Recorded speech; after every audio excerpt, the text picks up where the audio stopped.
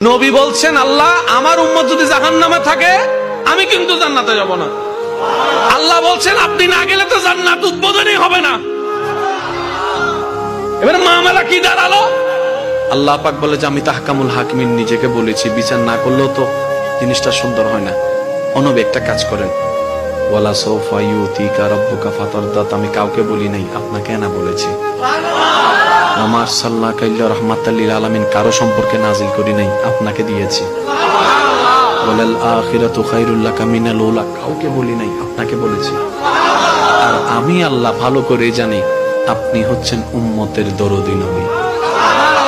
আপনি নিজের জন্য কাঁদেন নাই, সন্তানের জন্য কাঁদেন নাই, পরিবারের জন্য কাঁদেন নাই, নাতির জন্য কাঁদেন নাই, যত কেঁদেছেন জীবনে সবকিছু উম্মতের জন্য। এমনকি হাসরের ময়দানে যখন সর্বপ্রথম আমাদের নবীকে আল্লাহর হুকুমে তোলা হবে, আমাদের নবী উঠেই জিব্রাইল আলাইহিস সালামকে প্রথম প্রশ্ন করবে, ও আমার ভাই জিব্রাইল, আমার উম্মত গুলা কোথায়? আইনা উম্মতি, আইনা উম্মতি, আমার উম্মত কোথায়? আমার উম্মত কোথায়? আমার উম্মত কোথায়? আমি ওঠার আগেই নাকি আমার উম্মতকে জাহান্নামে দিয়ে দিয়েছো নাকি? কোনো আমার উম্মত কোনো জাহান্নামে চলে গেছে নাকি? জিব্রাইল বলবে, ইয়া রাসূলুল্লাহ, প্রথমেই আপনাকে তোলা হয়েছে, এখন আর কাউকে তোলা হয় নাই, প্রথমেই আপনি উঠেছেন। আমার নবী বলবে, আমার উম্মত গুলা কোথায়?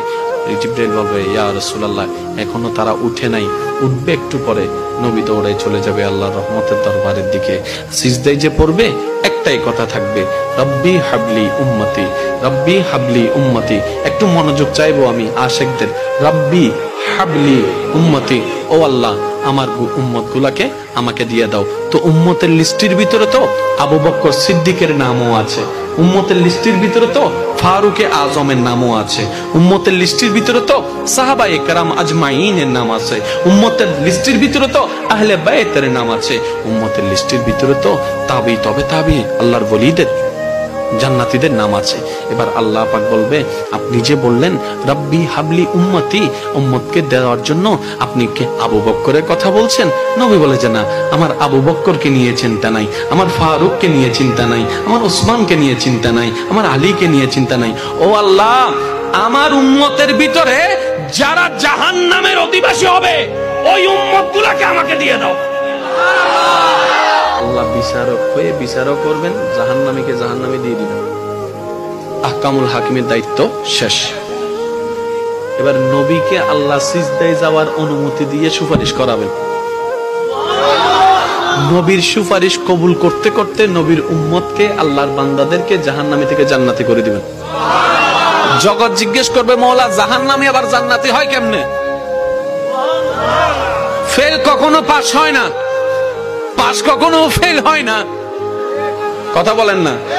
দিন কখনো রাত হয় না, রাত কখনো দিন হয় না, জাহান্নামী কখনো জান্নাতি হয় না। আল্লাহ তুমি যে জাহান্নামী দিলা এটা সঠিক, আহকামুল হাকিমিন বিচারক হয়ে দিছিল। আল্লাহ জান্নাত পাইলো কেমনে? কই তোরা কি পড়স নাই সূরা ফাতিহা 3 নম্বর লাইন, মালিক ইয়াউমিদ্দিন, আমি মালিকও, আমি বিচারকও, আমি মালিকও। বিচারক হয়ে বিচার করেছি, যার যতটুকু প্রাপ্য তাকে সেটা দিয়েছি, বিচার শেষ। এবার মালিক হয়ে রহমানুর রহিম হয়ে দয়া করে জাহান্নামী থেকে জান্নাতি বানিয়ে দিয়েছি।